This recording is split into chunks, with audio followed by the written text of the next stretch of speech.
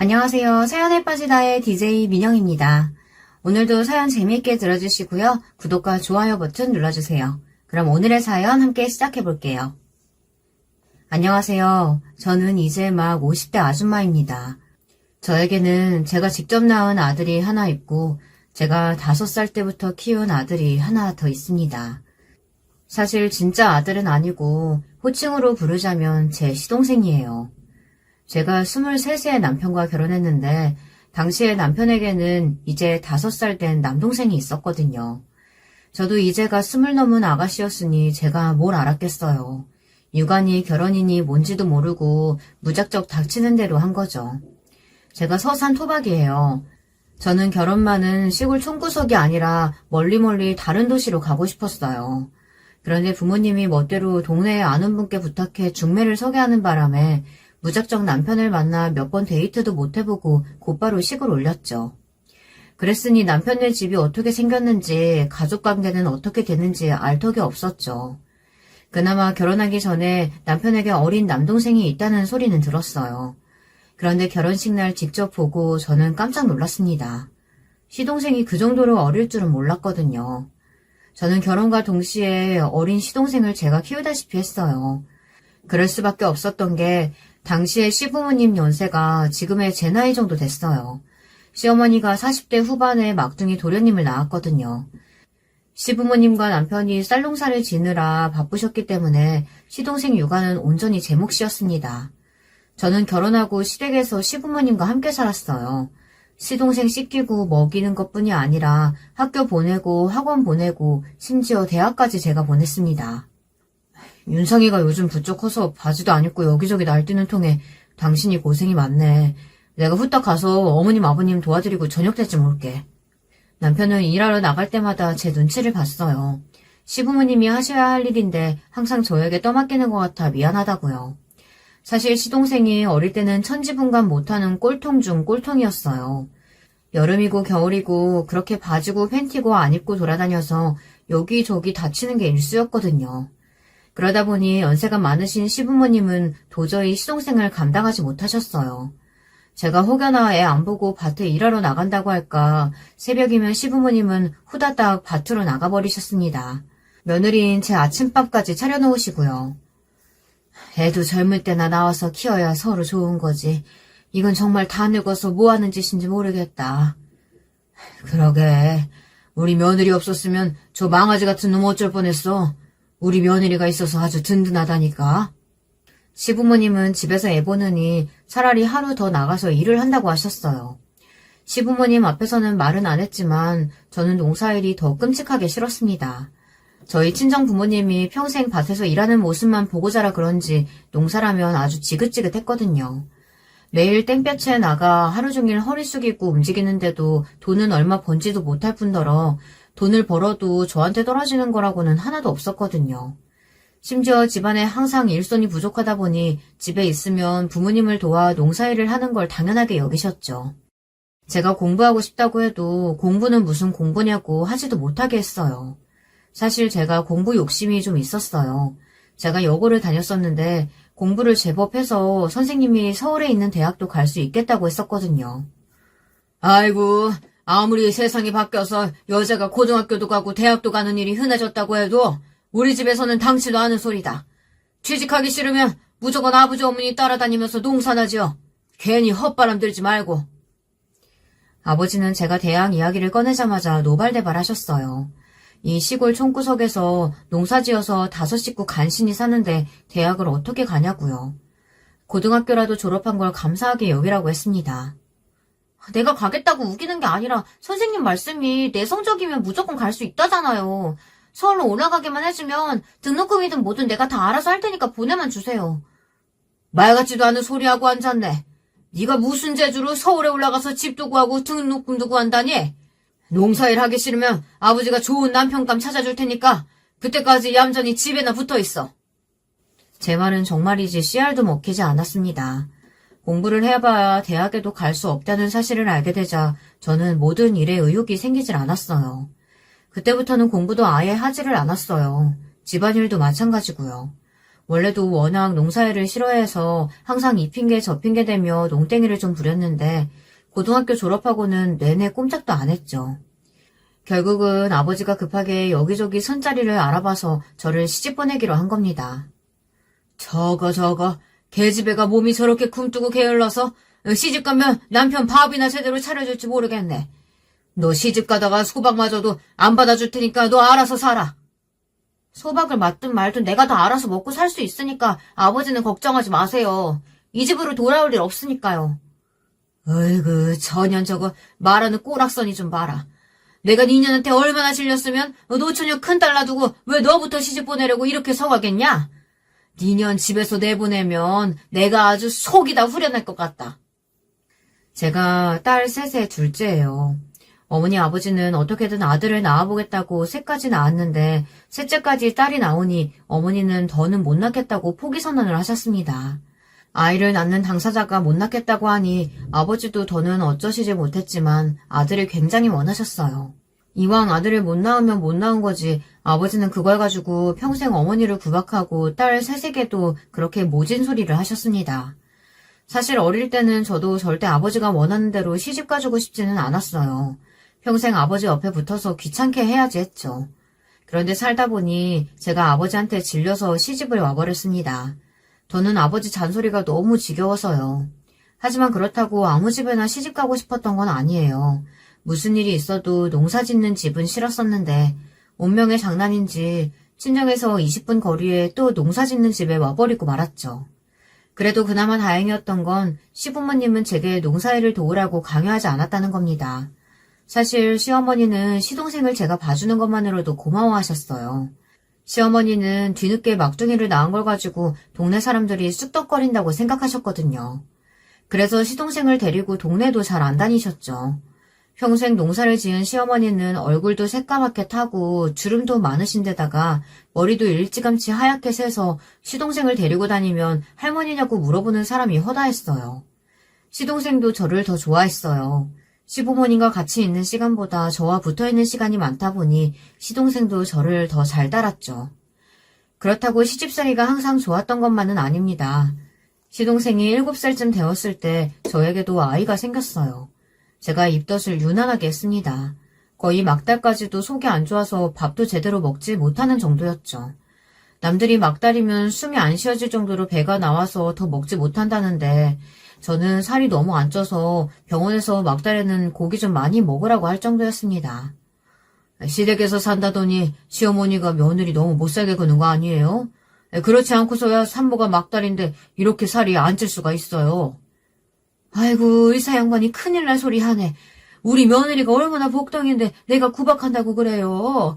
괜한 소리 말고 아들인지 딸인지나 좀 알려줘 봐요.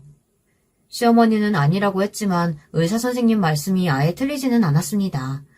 제가 입덧이 심해서 살이 찌지 않은 것도 있지만 시집살이 때문에 살이 찔 틈이 없었어요. 제게는 이미 제 아들이 하나 더 있는 거나 다름없잖아요. 시동생은 정말 제가 낳은 아들도 아닌데 제가 임신하고 나서부터는 마치 뱃속에 동생을 질투하는 것처럼 샘을 부렸습니다. 어릴 때보다 더 울면서 떼쓰고 제 곁에서 떨어지려고 하지를 않았어요. 심지어 학교에 들어가기 전까지도 항상 저와 남편 방에서 같이 잤으니 말 다 했죠. 저는 아들을 낳았어요. 아이를 낳고 나서는 정말 힘들었습니다. 동네 교회에서 운영하는 성교원이 딱 하나 있어서 시동생을 거기로 보냈었는데요. 제 아들이 태어나고부터는 시동생이 성교원에 안 가겠다고 고집을 부렸습니다. 안 가! 나도 아기랑 형수랑 같이 집에 있을 거야. 왜 나만 성교원 가고 아기만 집에 있는데? 나도 아기니까 집에 있을 거라고. 시동생은 꼬박꼬박 저를 형수라고 부르면서도 엄마에게 떼쓰듯 굴었습니다. 그런데 저도 이상한 게 시동생에게는 모질게 굴 수가 없었어요. 남편은 이런 저를 이해하지 못했지만 시집 왔을 때부터 먹이고 입히고 업어 재운 정 때문인지 정말 시동생이 제 아들처럼 안쓰럽고 가엾게 느껴지고 그렇더라고요. 너 자꾸 이렇게 형이랑 형수 말 안 듣고 뗐으면 형이랑 형수랑 아기만 따로 나가서 살 거야. 너 그래도 되겠어? 남편의 모진 소리에 시동생은 그 자리에 주저앉아 눈물을 펑펑 쏟았습니다. 형수랑 아가가 나가버리면 자기는 어떡하냐고 소리를 지르며 더 울었죠. 당신은 어린 동생한테 왜 그런 소리를 하고 그래? 우리 귀여운 도련님 이리 와요. 오늘은 아가랑 형수랑 셋이 같이 자요. 나이는 어쩔 수 없습니다. 시동생은 같이 자자는 제 말 한마디에 눈물을 뚝 그치고 제 품에 쏙 안겨버렸습니다. 남편은 아들이 생긴 것만으로도 힘든데 시동생에게까지 아내를 뺏긴 것 같아 힘들다고 투덜거렸습니다. 이렇게 사랑스러운 시동생에게 어떻게 뭐라고 할 수 있겠어요. 저는 제가 조금 힘들더라도 아들과 시동생 둘 다 잘 키워내고 싶었습니다. 남편은 그런 저에게 괜히 욕심부리다가 제가 먼저 지쳐 쓰러지겠다고 걱정했지만 저는 자신이 있었습니다. 사실 시부모님이 두 분 다 계셨어도 어린 시동생을 살뜰히 챙기지를 못하셨어요. 늦은 출산이 아무래도 몸에 무리가 갔는지 시어머니는 50대 중반에 들어서면서부터 관절이랑 뼈가 좋지 않아 매일 병원에 살다시피 하셨거든요. 시동생의 입학식, 졸업식 다 저와 남편이 갔어요. 국민학교 때는 시동생이 나이든 부모님을 창피해야 할까봐 시부모님이 저희를 보냈습니다. 중고등학교 때는 시부모님이 환갑이 넘으셔서 두 분 다 건강 상태가 많이 안 좋으셨기 때문에 가고 싶어도 가실 수가 없었어요. 두 분 다 일찍부터 병원 시세를 지셨거든요. 저희 부부는 그맘때가 가장 힘들었습니다. 시부모님이 편찮으시다 보니 매일 병원에 왔다 갔다 하며 농사일도 해야 했고 아들과 시동생도 돌보느라 정신이 하나도 없었어요. 결국은 두 분 다 버티지 못하시고 시동생이 대학에 가는 모습도 보지 못한 채 돌아가셨어요. 시부모님은 돌아가시면서도 오로지 시동생 걱정만 하다가 돌아가셨습니다. 혜미, 너한테 내 아들을 둘이나 맡기고 가니 내가 너무 미안하다. 내가 우리 막둥이 생각하면 눈도 편하게 못 감을 것 같아. 저는 연신 괜찮다며 시어머니의 손을 잡아드렸지만 어머니는 끝내 늦둥이 아들 걱정만 하시다 눈물로 지새우시며 돌아가셨습니다. 참 이게 이상합니다. 저에게는 제 아들이 있는데도 시동생이 그렇게 항상 눈에 밟혔어요. 시동생이 서울로 대학을 갔을 때도 저는 주에 한 번씩 서울에 올라가 집 청소도 해주고 반찬도 해주고 내려왔습니다. 누가 시키는 것도 아닌데 저는 제 스스로 시동생에게 그렇게 해주고 싶어서 매주 몇 시간씩 버스를 타고 올라갔습니다. 그런 저에게 아들은 불만이 많았어요. 엄마, 나도 다 컸으니까 이제는 사실대로 말해줘. 사실은 작은아빠, 엄마가 사고쳐서 낳은 아들이지? 이 녀석이 못하는 말이 없어. 엄마가 시집왔을 때 네 작은아빠 나이가 5살이었어. 그때부터 내 아들처럼 키웠으니까 당연한 거지. 그런 걸 셈을 부려. 아들이 시동생과 자신을 비교하며 제게 투덜거릴 때마다 그러면 안 되는 거라고 혼내기는 했지만 사실 아들이 생각하기에 그럴만 했어요. 누가 봐도 저와 시동생이 각별하기는 합니다. 제가 먼저 시동생이라고 말하지 않으면 100이면 100 다 제 아들인 줄 아니까요. 저뿐만이 아니라 시동생도 저에게 너무 잘했어요. 서울에 올라가서도 제 생일이면 돈도 없을 텐데 꼬박꼬박 선물에 용돈까지 보내줬고 한 번씩 제가 집에 놀러가면 서울에 유명한 곳도 같이 가줬습니다. 남산이나 유명한 백화점 같은 데를요. 시동생이 군대를 다른 또래들보다 좀 늦게 갔어요. 어릴 때 그렇게 장난만 치고 꼴통짓을 하길래 공부에는 영 소질이 없는 줄 알았는데 중고등학교 때 공부를 제법 하더니 시동생은 교육대에 들어갔어요. 그때도 얼마나 기쁜지 저랑 남편은 동네 잔치까지 했습니다. 시동생은 임용고시 합격하고 군대에 가고 싶다고 해서 2-3번 시험을 보고 가느라 좀 늦었어요. 그래도 시동생이 대단한 게 자기가 말한 건 항상 지켜요. 정말로 임용고시에 붙어서 합격증을 집에 가지고 왔더라고요. 그런 시동생이 군대에 가는데 제가 마음이 얼마나 안 좋았겠어요. 훈련소에 보내고 오는 길에 하도 울어서 남편이 기가 막혀 할 정도였죠. 그때가 제 아들이 고3이었어요. 아들도 예민했던 시기였는데 제가 아들보다 시동생에게 더 신경을 쓰니 많이 서운해했죠. 남도 아니고 가족이니까 나도 이해해보려고 했어. 근데 아무리 그래도 그렇지 나 1차 수시 결과 나오는 날인데 꼭 작은아빠 면회를 가야겠어? 아들 수시 결과가 나오는 날과 시동생 첫 면회가 하필이면 같은 날이었습니다. 그런데 아무리 생각해도 저는 면회에 가는 게 맞는다고 생각했어요. 수시 결과야 컴퓨터로 조회만 하면 되는 건데 온 식구가 다 집에 붙어 있어봐야 뭐 하겠어요. 수시야 붙든 떨어지든 면회 갔다 와서 저녁에 축하하든 위로를 하든 뭐라도 하면 되는 거라고 여겼죠. 하지만 면회는 그렇지가 않잖아요. 또 언제 얼굴을 볼지도 모르는데 어떻게 못 간다고 해요. 시동생은 저희 말고도 면회할 가족도 없는데요. 그런데 생각보다 면회가 늦어졌습니다. 이유는 분명히 있었어요. 시동생이 나오는데 얼굴이 아무래도 이상하더군요. 옆에 시동생 선임이라면서 두 명이 같이 나오는데 인상이 아주 더러운 게 영 기분이 쎄했습니다. 거기다가 시동생 얼굴이 너무 안 좋았어요. 눈두덩이도 부은 게 꼭 어디서 뒹굴고 온 것 같더라고요. 저는 밥을 먹는 내내 시동생에게 얼굴은 왜 그런 거냐, 아까 그놈들 인상이 아주 더럽던데 별일 없냐, 꼬치꼬치 물었습니다. 그러자 제 마음도 모르고 옆에 있던 남편은 저를 유난한 아줌마 취급했어요. 여보, 그만 좀 해. 머리 빡빡 밀고 군복 입고 있으면 원래 다 인상 더러워 보여. 왜 괜한 사람을 의심하고 그래? 당신이나 모르면 가만히 있어. 이 얼굴 보고도 그런 태평한 소리가 나와? 도련님이 말해봐요. 진짜 별일 없는 거야? 시동생 얼굴을 여기저기 꼼꼼히 확인하며 묻자 시동생이 주저하다가 어렵게 말문을 열었습니다. 역시나 제 생각이 맞았어요. 조금 전 같이 나왔던 선임들이 같은 내무반을 쓰는 선임들인데 나이는 시동생보다 3, 4살 어린데도 무지하게 괴롭힌답니다. 이유는 매일 다르대요. 어떨 때는 나이가 많다는 이유로 때리고 어느 날은 혼자 세상 편하게 임용고시까지 붙었다고 기분 나쁘다고 때린답니다. 처음엔 주먹이나 손으로 한두 대 툭툭 치는 수준이었는데 최근엔 손에 잡히는 걸 던지거나 벽으로 몰아세워 붙이고 여기저기 주먹으로 때렸대요. 시동생은 말하면서도 서러운지 눈물을 흘렸습니다. 여러분은 20대 중반이 넘은 남자애가 어린 아이처럼 엉엉 우는 모습을 본 적이 있으세요? 정말 가슴이 아립니다. 도련님이기 전에 제가 어떻게 키운 자식인데 그런 일을 당하게 된답니까? 저는 그대로 부대로 돌아가 눈에 보이는 군인마다 불러 다 이야기했어요. 내 자식이 군대 내에서 괴롭힘을 당한다고요. 처음엔 별일 아니라는 듯 신경도 안 쓰던 군인들이 제가 고래고래 소리를 지르자 주변에 있던 면회를 온 다른 보호자들까지 동요하니 조금 뒤 조금 높아 보이는 군인 한 명이 와서 상황을 묻더군요. 저는 군인이고 뭐고 간에 시동생에게 들은 대로 다 이야기했어요. 그러자 그 군인이 저에게 죄송하다고 사과를 하더군요. 그러고는 부대로 들어가 바로 확인하고 적절한 조치를 취할 테니 걱정하지 말라고 했습니다. 그러고는 시동생을 데리고 들어갔습니다. 군부대 안으로 들어가는 시동생의 뒷모습을 보는데 정말 눈물이 펑펑 쏟아지더군요. 정말 이대로 군부대에 두고 돌아가도 되나 싶어서요. 남편과 집으로 돌아가는 동안 둘 다 마음이 착잡해서 말도 한마디 하지 않고 돌아왔어요. 그래서 아들에게 부재중 전화가 와 있는지도 몰랐습니다.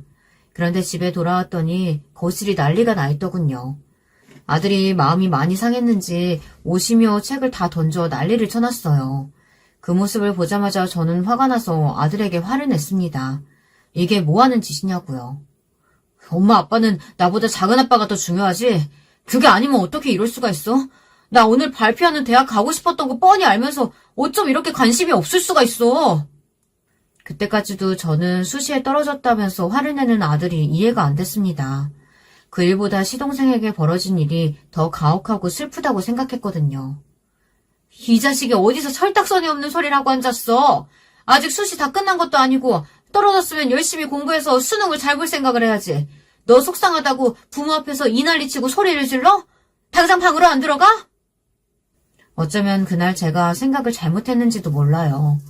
시동생 때문에 조금 속상했어도 그 일은 잠시 접어두고 아들을 위로해줬어야 했는데 제가 너무 제 감정만 앞세웠습니다. 그날 이후 아들은 저를 봐도 모르는 척했어요.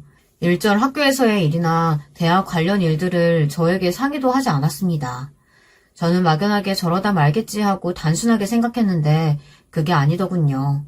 고3이 될 때까지 한 번도 속 썩인 적 없었던 아들이 뒤늦게 사춘기가 왔는지 삐뚤어지기 시작했어요. 그러던 어느 날이었습니다.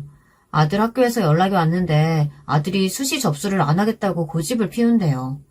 저는 왜 수시 접수를 안 하려고 하는지 되려 선생님에게 물었습니다. 그때까지도 저는 당연히 수시 말고 정시에 올인할 생각인가 보다 했죠.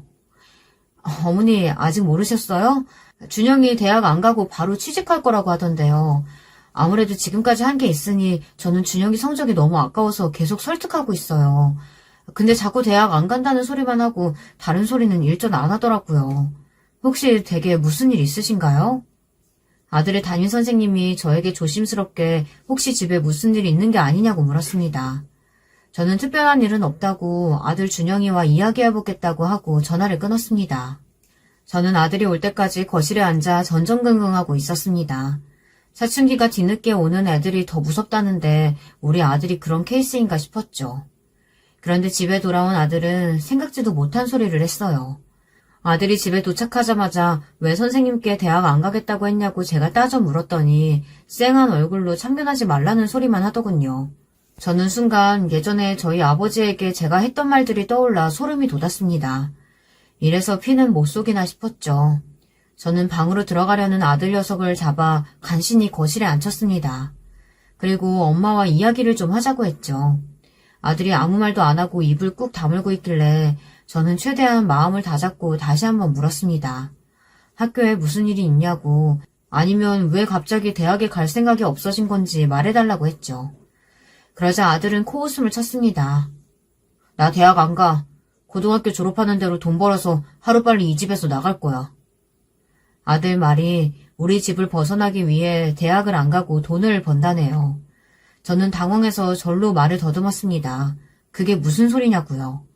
그러자 아들이 낮은 한숨을 몰아쉬더니 제게 답답하다는 듯 이야기하더군요. 나 작은아빠 고3 때 다 기억나. 엄마가 어떻게 했는지. 나 초등학생이었는데도 엄마는 밥은 안 차려주고 매일 쏘다니면서 작은아빠 학원 알아보고 저녁이면 학원 앞에 데리러 가고 그랬었잖아. 그때 나한테 뭐라 그랬어. 작은아빠한테 중요한 시기니까 그러는 거라고 했잖아. 그래서 나도 당연히 기대했어. 나도 고3 되면 엄마가 똑같이 해주겠구나. 저는 순간 머리를 퍽 하고 두드려 맞은 것만 같았습니다. 아들 말에 그때 일이 번쩍 떠올랐거든요. 아들 말이 맞았습니다. 시동생이 교대에 가고 싶다는 말 한마디에 저는 누구보다 열심히 서포트했어요. 그때는 지금보다 조금 더 젊기도 했고 남들은 다 부모가 알아서 해주는데 시동생만 혼자 쩔쩔매고 있는 게 안쓰러웠거든요. 그런데 아들이 고3이 되고는 제가 너무 신경을 안 쓰기는 했어요. 오히려 서울에 혼자 사는 시동생이 걱정돼서 주말마다 반찬 해나르기 바빴죠. 그제야 저는 정신 차렸습니다. 저에게 뭐가 중요한지 우선순위를 새까맣게 까먹고 살았구나 그런 생각마저 들었죠. 저는 아들에게 미안하다고 사과했어요.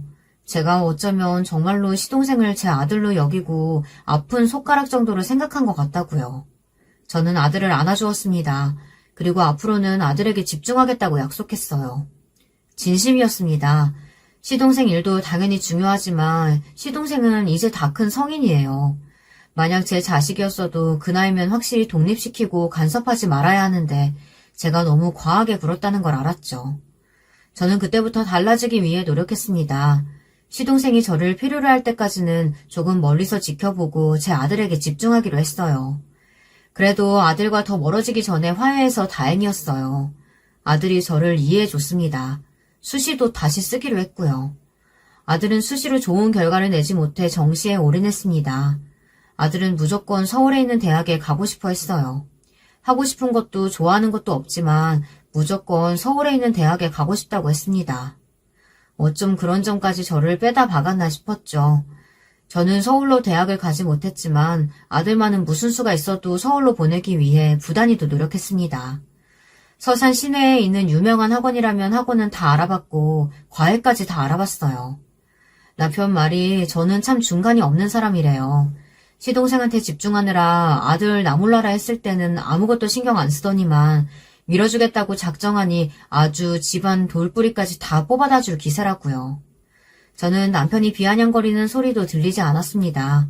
지금까지 제가 간과하고 있던 일을 만회하기 위해 사력을 다했죠. 아들은 목표대로 정말 간신히 서울에 있는 대학에 붙었어요. 과도 정말 점수에 맞춰서 지원하는 바람에 뭘 하는 과인지도 입학하고 나서야 알았습니다. 시동생이 서울로 대학을 가면서 남편이 서울에 작은 투룸 아파트를 하나 사줬어요. 그때도 남편은 전세로 해주면 되지 뭐하러 매매까지 하느냐고 했지만 제가 그러자고 했습니다. 시부모님이 돌아가셨을 때 시동생이 성인이 아니었으니 시부모님은 장남인 남편에게 모든 재산을 다 남겨주고 가셨어요. 물론 저희를 믿고 시동생에게 알아서 잘 나눠줄 거라 여기셔서 하신 일이었지만 저는 항상 마음이 무거웠습니다. 그래서 시동생이 성인이 되고 독립해서 나갈 때 이때다 싶어 아파트를 시동생 명의로 샀습니다. 시동생은 이제 갓 20살이 된 자신에게 너무 버거운 집이라고 했지만 앞으로 시동생이 서울에서 어떻게 살아가든 든든한 버팀목 하나 정도는 있어야 좋을 것 같아 결정한 거니 부담 갖지 말라고 했습니다. 아들이 대학에 입학할 당시에 시동생이 군대에 있을 때라 아들이 시동생 집에서 지냈어요. 시동생도 제대가 얼마 안 남았으니 아들과 함께 지내면 좋을 것 같다고 좋아했어요. 저는 그제야 걱정 없이 마음 놓고 살 수 있겠지 기대했습니다. 저도 이제 중년으로 넘어가고 있었고 하나뿐인 아들도 성인이 돼서 대학에 보냈으니 할 일 다 했다 싶었거든요. 근데 육아라는 게 그렇게 쉽게 끝나는 게 아니더군요. 성인이 돼서도 자식은 자식이었어요. 더군다나 작은 아빠와 조카간이라도 엄연히 따지자면 나이가 많이 차이 나지 않다 보니 아들과 시동생은 살면서 크고 작은 다툼이 있었어요. 그럴 때마다 아들은 제게 전화해 시시콜콜한 소리를 해댔습니다. 아들이 말 그대로 점수만 맞춰서 서울에 대학을 갔기 때문에 학교에 적응을 못했어요. 그러다 보니 매일 친구들이랑 어울려 다니면서 술만 먹고 놀러 다녔나 봐요. 그 모습을 보고 학교 선생인 시동생이 참기 힘들만 했죠. 시동생은 아들이 걱정돼서 한두 마디 잔소리를 했는데 그게 아들은 듣기 싫었나 봅니다. 작은 아빠 때문에 진짜 미치겠어. 나한테 통금 시간이라면서 11시 전에는 무조건 들어오라고 하는 거 있지. 내가 애도 아니고 성인인데 11시가 웬 말이야. 나 작은 아빠랑 도저히 못 살겠어. 엄마보다 잔소리가 더 심하다니까. 그냥 나도 따로 방 얻어주면 안 돼? 월세나 반지하도 좋으니까 제발 아빠한테 말 좀 해줘, 엄마. 아들은 시동생과 못 살겠다며 제발 혼자 살게 해달라고 아주 사정을 했습니다. 하지만 힘든 건 시동생도 마찬가지였죠. 제가 주말에 한 번씩 올라가 보면 청소며 빨래, 식사 준비까지 시동생이 다 혼자 했나 보더라고요.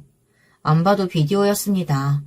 사실 아들 녀석이 제 밑에서 주는 밥만 먹고 빨아주는 옷만 날름 입고 다닐 줄 알았지 집안일은 전혀 가르치질 않아서 모르거든요. 반면 시동생은 고등학교 때부터 저를 돕는다고 설거지며 식사 준비도 척척이었고 음식도 잘해요. 더군다나 벌써 혼자 산 지도 꽤 됐으니 살림도 야무지게 잘하더라고요. 아휴, 우리 도련님이 고생이 많네.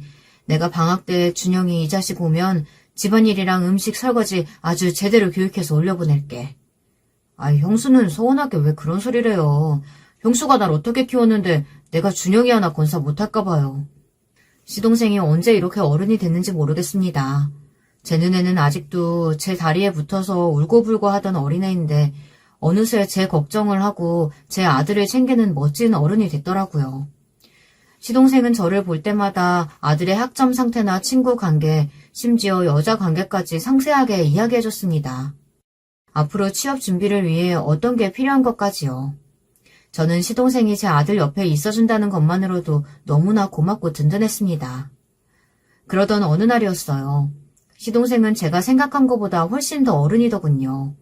방학 때 아들이 집에 내려왔는데 시동생에게 여자가 생긴 것 같다고 하더군요. 밤에 전화하는 소리를 들었는데 여자한테 시동생이 단단히 빠졌는지 여자한테 아주 절절 맨답니다. 말도 마요. 뭐가 매일 그렇게 미안한지 툭하면 사과하고 새벽에 막 데리러 나간다니까요. 아마 조만간 엄마한테 동서 생길 기세요. 아들 말이 얼마나 예쁘고 잘났는지는 몰라도 시동생이 여자한테 넘어가서 어쩔 줄 모른답니다. 원래 시동생이 엄청 알뜰해요. 워낙 사고라고는 모르는 타입이라 취미나 좋아하는 것도 별로 없어요. 보통 집 학교거든요.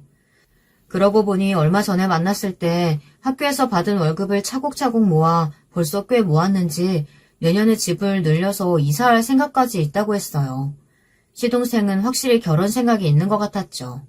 얼마 뒤 시동생을 만났을 때 제가 슬쩍 떠봤습니다. 혹시 여자친구 생겼냐고요. 그러자 시동생이 수줍게 웃더니 결혼하고 싶은 여자가 생겼다고 하더군요. 저는 너무 좋아서 시동생의 어깨를 두드려 주었습니다.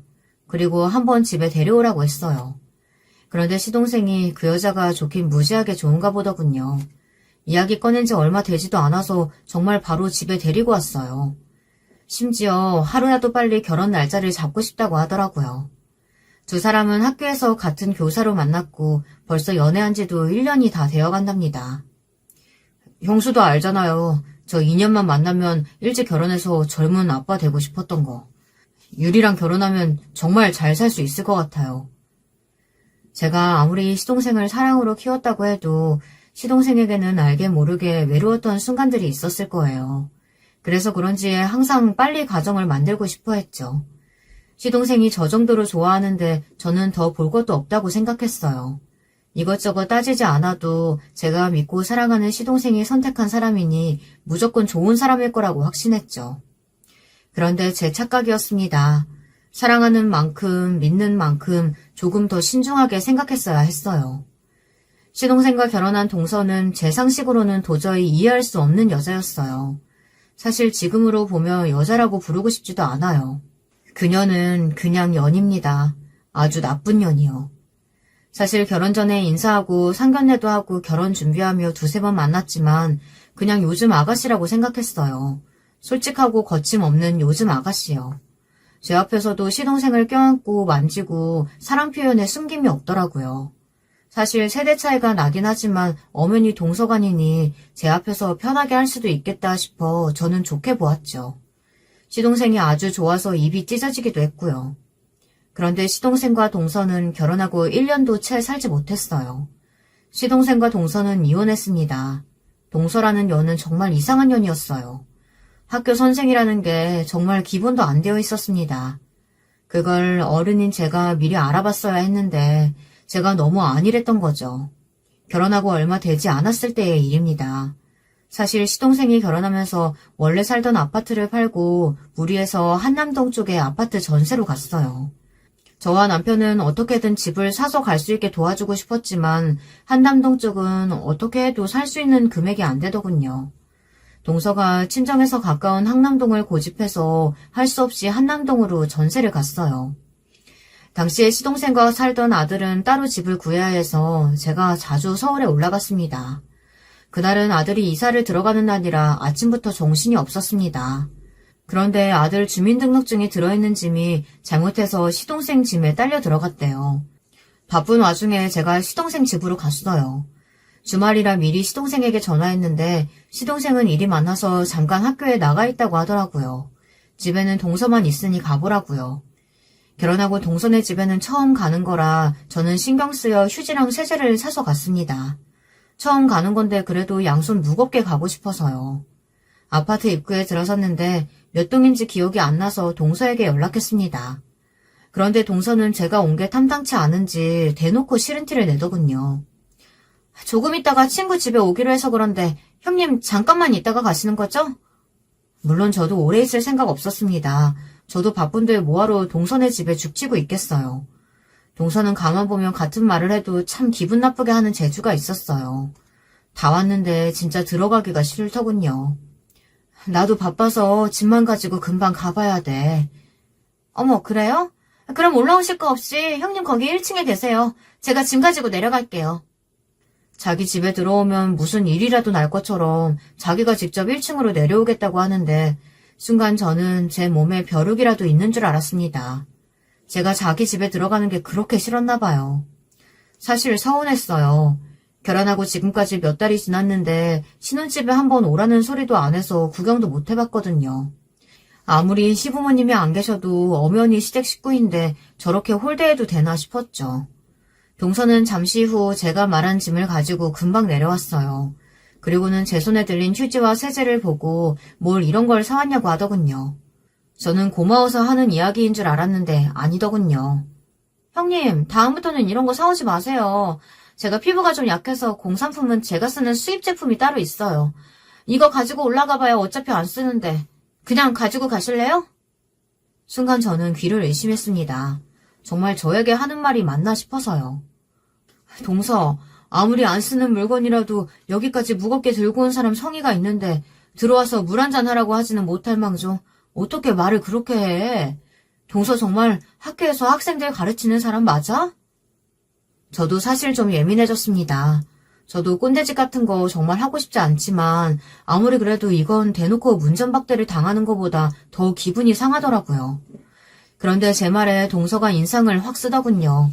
그러더니 하는 말이 가관이었습니다. 형님, 적당히 좀 하세요. 누가 보면 형님이 아니라 시어머니인 줄 알겠어요. 진짜 부모님 일찍 돌아가셨다길래 시집살이는 안 하겠다 싶어서 덥석 시집왔더니만. 이건 뭐 시어머니보다 더 쌩쌩한 형님이 떡하니 있을 줄이야. 동서는 혼잣말하는 건지 어쩌는 건지 혼잣말을 중얼거리는데 자기 할 말을 다 하더군요. 듣다 제가 저에게 다 들으라고 하는 말이냐고 물었더니 들으라고 한 말이라고 들었으면 그만 돌아가시라고 쨍한 목소리로 이야기하더군요. 동서는 그대로 휙 돌아 엘리베이터를 타고 올라가 버렸어요. 제가 뒤에서 휴지 가져가라고 소리치는데도 모르는 척하면서요. 그날 이후 저는 한참 동안 동서를 보지 못했습니다. 동서는 명절날도 안 오고 가족들 생일에도 오지를 않았거든요. 그런데 얼마 뒤 믿기지 않는 일이 벌어진 거죠. 시동생과 몇 주 동안 연락이 안 돼서 걱정되는 마음에 서울로 올라갔어요. 아들 사는 집도 안 들리고 바로 곧장 동서네 집으로 갔는데 집에 아무도 없더군요. 시동생이며 동서에게 연신 전화를 해도 둘 다 받지 않고요. 저는 걱정이 돼서 집 앞을 떠날 수가 없었어요. 그런데 잠시 뒤 놀라운 이야기를 들었어요. 엘리베이터에서 내린 사람이 자연스럽게 시동생 집 비밀번호를 누르더라고요. 저는 놀라서 혹시 이 집에 사냐, 그럼 원래 여기 살던 젊은 부부는 어디로 갔는지 아느냐고 물었죠. 저는 일절 들은 소리가 없으니까요. 그런데 시동생 집으로 들어가려던 사람 말이 자기도 딱 일주일 전에 이사를 왔다는 겁니다. 전에 살던 사람들 이름 모르고요. 저는 놀라서 아파트 단지 안에 부동산을 쫓아갔습니다. 시동생 집 구할 때 단지 안에 부동산에서 계약했다는 소리를 얼핏 들은 것 같아서요. 그런데 부동산 사장 말이 더 기가 막혔습니다. 시동생이 얼마 전 전세 연장을 안 하고 나갔다고 하더라고요. 그러면서 하는 말이 입이 떡 벌어졌어요. 그 집에서 난리가 나서 동네 전체가 시끄러웠는데 저더러 오히려 몰랐냐고 대묻더군요. 거기 세대 바람나서 한바탕 난리가 났었어요. 이걸 바람이라고 하는 게 맞나? 나도 모르겠는데. 글쎄, 결혼 전부터 이 근처에서 헬스장 하는 남자랑 사귀었던 사이였는데 결혼하고도 줄곧 만나고 그랬나 봐요. 근데 며칠 전에 딱 걸린 거지. 그 헬스장 놈이 신혼집에까지 매일같이 드나들었나 보더라고. 저는 순간 말문이 막혀서 할 말을 잃었습니다. 글쎄 동서년이 시동생과 헬스 트레이너 놈이랑 양다리를 걸치다가 조건이 더 나은 시동생과 결혼을 한 거예요. 양다리 걸치다가 결혼까지 했으면 정신 차리고 똑바로 살 노릇이지. 이 양심 없는 년이 결혼은 우리 시동생이랑 하고 연애는 트레이너 놈이랑 쭉 이어간 거죠. 집까지 끌어들여서요. 저는 순간 신혼집에 갔던 날이 떠올랐습니다. 제가 사온 휴지랑 세제도 나 몰라라 하고 집에 올 손님이 있어서 올라가 봐야 한다고 엉덩이를 실룩거리며 돌아가던 동서의 뒷모습이요. 저도 이렇게 속이 상하는데 시동생은 어땠을지 생각하니 속이 착잡했습니다. 저는 고민 끝에 시동생이 일하는 학교로 갔어요. 학교 근처에서 수업이 끝날 때까지 기다렸다가 겨우 시동생을 만났습니다. 교문 밖으로 시동생이 나오는데 얼마나 마음고생을 했는지 바짝 말라서 터덜터덜 나오더라고요. 군대에 처음 면회 갈 때가 떠올라 저절로 눈물이 쏟아졌습니다. 저는 애써 시동생이 보기 전에 눈물을 훔치곤 웃으며 시동생에게 달려갔어요. 고생했어. 너무 고생했어. 시동생을 안아주며 등을 쓰다듬었습니다. 인생 살다 보면 별 쓰레기 같은 것들을 다 만나기도 한다고 애써 위로했어요. 그리고 그 나쁜 년 천벌받을 거라고 악담을 퍼부었습니다. 군대에서 시동생을 괴롭혔던 놈들은 제 말 한마디에 조사를 받았고 그놈들은 바로 영창으로 보내졌어요. 시동생이 제대할 때까지 일절 만날 일 없이요. 그때를 떠올리며 저는 마음속으로 다짐했습니다. 나쁜 동서년도 똑같이 만들어주겠다고요. 시동생은 괜찮다고 웃어 보였지만 전혀 괜찮아 보이지 않았어요. 몰라보게 마른 게 밥도 잘 먹지 않는 것 같더군요. 저는 끓어오르는 울분을 꾹 참으며 당장 어디서 어떻게 지내는지부터 이야기하라고 했습니다. 당장 앞서라고요. 시동생이 사는 꼴을 보고 저는 도저히 눈물을 참을 수가 없었습니다. 돈이 없는 것도 아닐 텐데 빛도 잘 들어오지 않는 반지 앞방에 대충 이불만 하나 있더라고요. 거기다가 식탁 위에는 무슨 약인지 모를 약들이 잔뜩 있었고요. 저는 걱정스러운 마음에 이게 다 무슨 약이냐고 물었습니다. 시동생은 대답을 우물쭈물 하더군요. 제가 답답해서 말 안 하면 지금 당장 병원에 전화하겠다고 했더니만 그제야 말문을 열더군요. 시동생은 우울증이랍니다. 동서가 다른 남자와 집에 있는 모습을 목격한 것도 충격이었는데 헤어지는 과정에서 너무 힘들었나 봐요. 동서녀는 자기가 지은 죄도 모르고 합의 이혼해 줄 테니 재산을 반반 정리하자고 했답니다. 시동생은 당연히 합의 이혼할 생각이 없었으니 곧바로 소송을 준비했죠. 그런데 트레이너 놈 아는 형이 변호사라 이미 다 증거가 될 만한 것들은 없애서 증거가 없었답니다. 아파트 보안실까지 가서 CCTV까지 다 뒤지고 다녔는데 아파트 입구에 들어오는 것만 찍혀서 내연관계라는 결정적인 증거가 안 됐대요. 오히려 시동생이 불륜 증거를 잡겠다며 아파트며 남자의 직장인 헬스장까지 뒤지고 다니다가 남자에게 명예훼손으로 역고소를 당했답니다. 그 일로 남자가 직장에서 잘리기까지 했다고요. 시동생은 무고죄로 벌금형을 받았어요. 그래서 동서년과 이혼하면서 남은 재산도 거의 다 날린 거죠. 결국은 이 반지하방 구할 돈만 간신히 남아 어쩔 수 없었답니다. 그렇게 힘든 일이 있었는데 어떻게 우리한테 한 번을 연락을 안 했어. 지금 당장 짐 싸. 집으로 가자. 저는 시동생이고 형수고 그 순간만큼은 제가 시집와 처음 만났던 5살짜리 남자애로밖에는 안 보였습니다. 제게는 첫아들이나 다름없는 시동생이 그동안 혼자 얼마나 마음 졸이며 힘들었을지 생각하니 가슴이 찢어지는 것 같았거든요. 형수가 이렇게 먼저 찾아와 준 것만으로도 고마워요. 나 이제 괜찮아. 그런 년 잊고 다시 열심히 살 거야. 그러니까 걱정하지 말고 내려가요. 내가 어떻게 서울까지 와서 학교 선생님 됐는데 나 일 열심히 할 거야. 시동생은 절대 전화 남편에게 더는 신세지며 살 수 없다고 지난 일을 훌훌 털어버리고 씩씩하게 잘 살 거라고 했습니다. 30이 훌쩍 넘은 본인 걱정은 이제 하지 말라고요. 그게 시동생의 마지막 모습이었습니다. 얼마 뒤 끔찍한 일이 벌어졌어요. 그날따라 새벽부터 머리가 지끈거려서 잠을 한숨도 자지 못했습니다. 그래서 아침에 남편과 시내 병원에 다녀오는 길이었는데요. 아무래도 감기 기운이 있는 것 같아 약을 좀 지었거든요.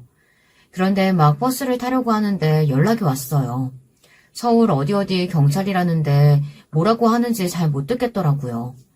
제가 어디라고요? 라고 다시 더 물었더니 경찰이 말도 안 되는 소리를 했어요. 시동생이 집에서 스스로 목숨을 끊었다고요. 저는 버스에 올라타려다가 그대로 주저앉아 버렸습니다. 남편은 왜 그러냐고 또 머리가 아프냐고 바로 부축했어요. 저는 도저히 남편에게 말을 할 수가 없었습니다. 눈물이 너무 하염없이 흘러서요. 인생이 왜 이 모양인지 모르겠어요. 정말 하늘도 무심합니다. 제 시동생은 평생 욕 한 번 할 줄 모르고 남한테 피해 한 번 주지 않는 착한 사람이었어요. 그런 시동생에게 왜 이런 끔찍한 일이 벌어졌는지 모르겠습니다. 서울에 올라와 장례를 치르고 시동생이 살던 월세집을 정리했어요. 남편과 아들은 마음이 좋지 않다며 업체를 쓰자고 했지만 저는 제가 하겠다고 했습니다. 그런데 제가 시동생 방을 정리하다가 말도 안 되는 걸 발견했어요. 학교에서 받은 서류인 것 같은데 학교 측에서 시동생에게 권고사직을 요구하는 서류 같더라고요.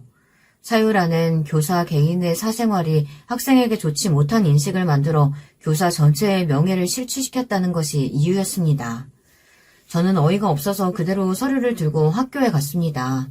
그러고 보니 시동생 장례식장에 학교에서 선생님이 몇 안 오기는 했어요. 좋아도 작은 거 하나만 보내왔고요. 그때는 워낙 마음을 추스리지 못하고 있어서 생각지도 못했었는데 이런 사연이 있었구나 싶어 당장 뛰쳐갔죠. 그런데 학교 교장 말이 기가 막히더군요.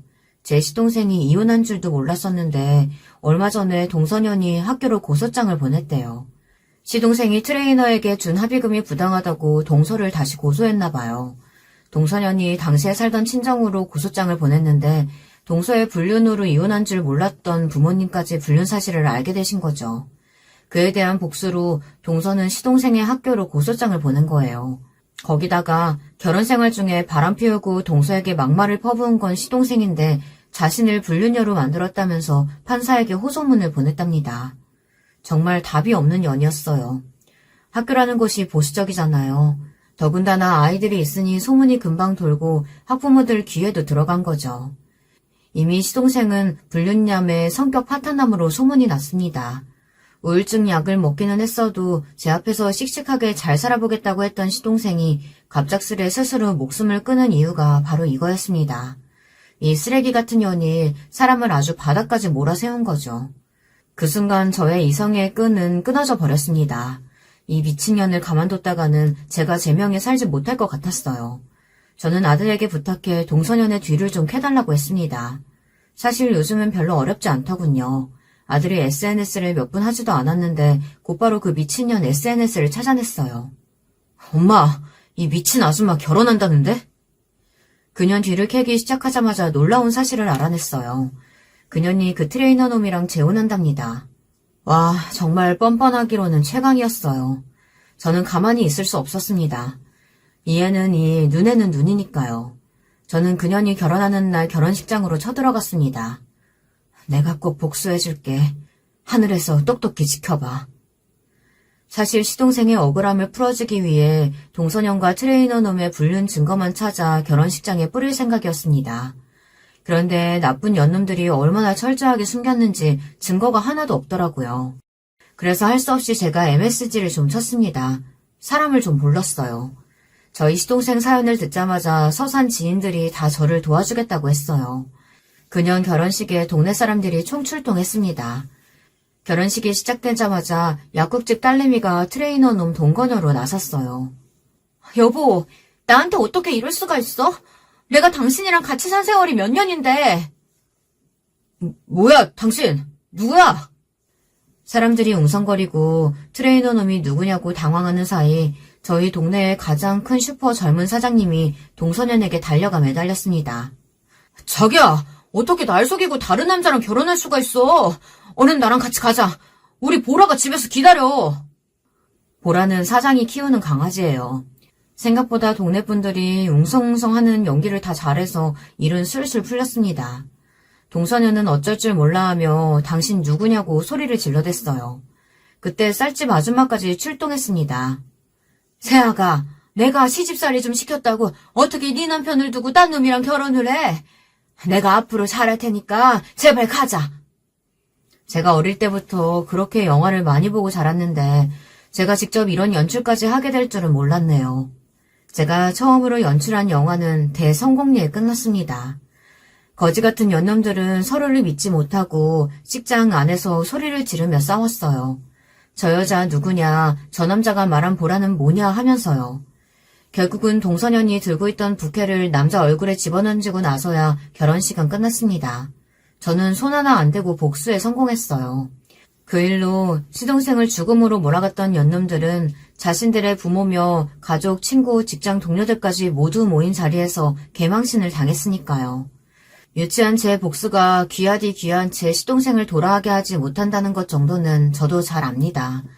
하지만 그래도 하늘에서 시동생이 이렇게 자신을 생각해주는 사람들이 많다는 걸 알아줬으면 하는 마음과 저런 연년들은 절대 멀쩡하게 살아서는 안 된다고 생각해서 참을 수가 없었습니다. 복수는 했지만 저는 아직도 마음이 시려요.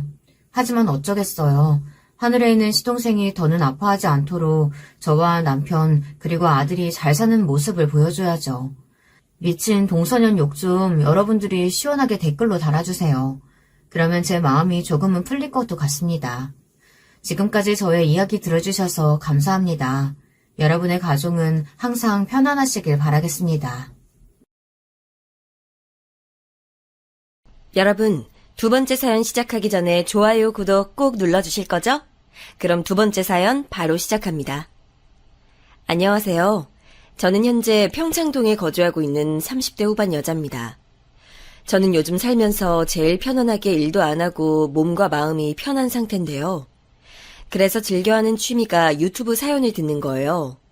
인생 선배님들의 감동적인 사연도 듣고 때로는 사이다 사연도 들으며 대신 통쾌해야 하고 얼마나 즐거운지 모르겠습니다. 그러다 저한테도 일어났던 감동 사연을 제보하고 싶어서 용기 내어 제보하게 되었습니다. 저는 앞서 말했듯 요즘이 제일 인생에서 마음과 몸이 편한 시기인데요. 그럴 수밖에 없는 것이 저는 어릴 때의 기억이 그렇게 좋은 편이 절대 아니기 때문입니다. 어릴 때 우리 집은 너무 가난했는데 정말 단칸방에서 부모님과 제 동생 2명, 그러니까 총 5명이 모여서 살았습니다. 그래도 아버지가 살아계셨을 때는 종종 아버지가 공사판에 가서 일하시고 벌어오시는 돈이 있어서 굶진 않았어요.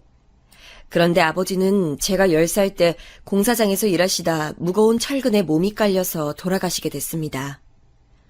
어렸던 저에게 아버지의 죽음은 너무 큰 충격이었고, 그때 게다가 저한테는 동생들이 있는데, 동생 둘째인 정미가 6살이고 막내인 정석이가 3살이었어요. 우리 엄마는 슬퍼할 시간도 없다며 그때부터 밤낮 가리지 않고 해가 떠 있을 때는 식당에서, 그리고 해가 지면 집에서 부업을 하시고 쪽잠을 자며 아침에 신문 배달도 하셨습니다. 아버지가 남겨두신 빚도 있었기 때문에 엄마는 최대한 돈을 많이 벌기 위해 노력하셨지요. 그런데도 들어가는 돈이 너무 많아서 우리 집은 도저히 감당이 되지 않았는데 아이만 3명이었으니 지금 생각해도 당연합니다. 밥도 종종 굶으며 지내고 단칸방 월세도 몇 달이나 밀렸는데 나중엔 그렇게 인심 좋던 주인집 아주머니도 방 빼라고 표독하게 말씀하실 정도였어요. 전기세나 수도세를 낼 형편도 아니라 샤워하다 중간에 물도 끊기고 전기가 끊겨 촛불을 켜고 생활하기도 했습니다. 저는 엄마가 일하러 나가시면 혼자 동생 2명을 돌보았는데 저만 초등학교에 다니니까 나중에는 그냥 학교에 가지 않고 동생들을 돌본 적도 있어요.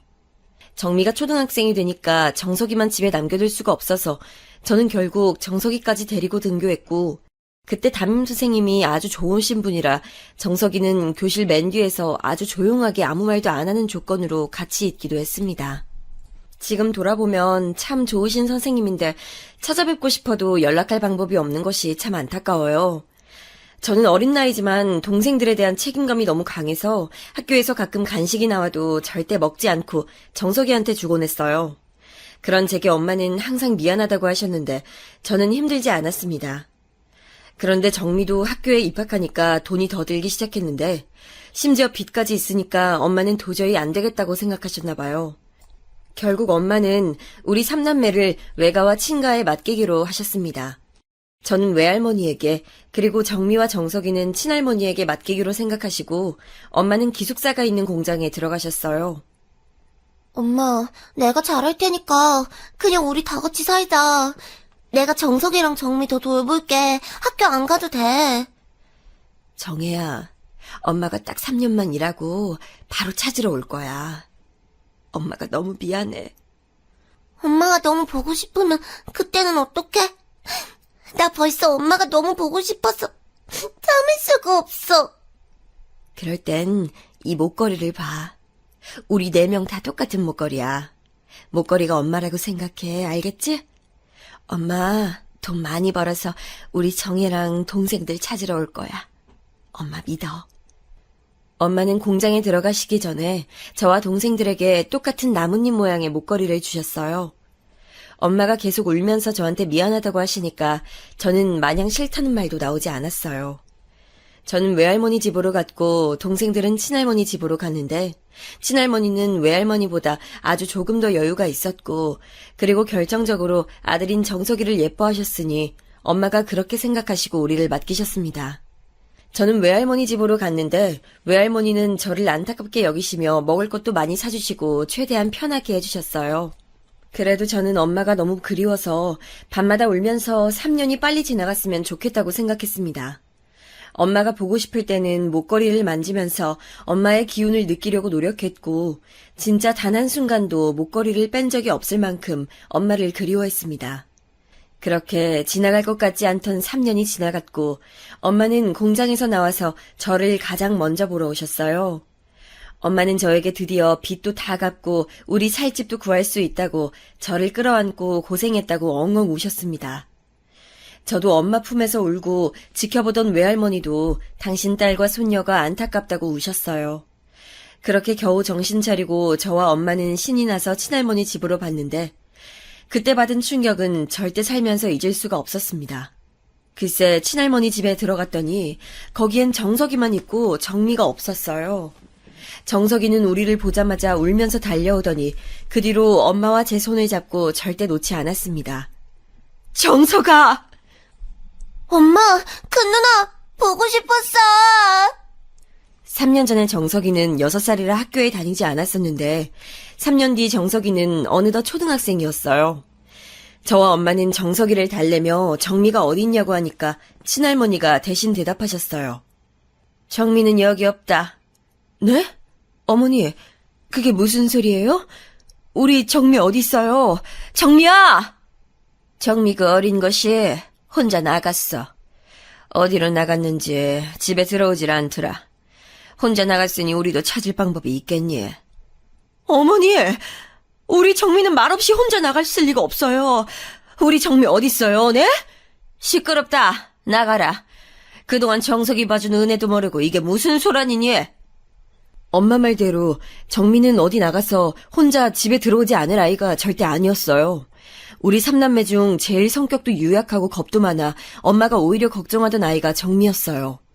저희는 그렇게 친할머니 집에서 쫓겨나듯 집에서 나왔고 엄마는 그때부터 엉엉 울며 정미를 내놓으라고 문을 두드렸는데 친할머니는 문을 열어주지도 않으셨습니다.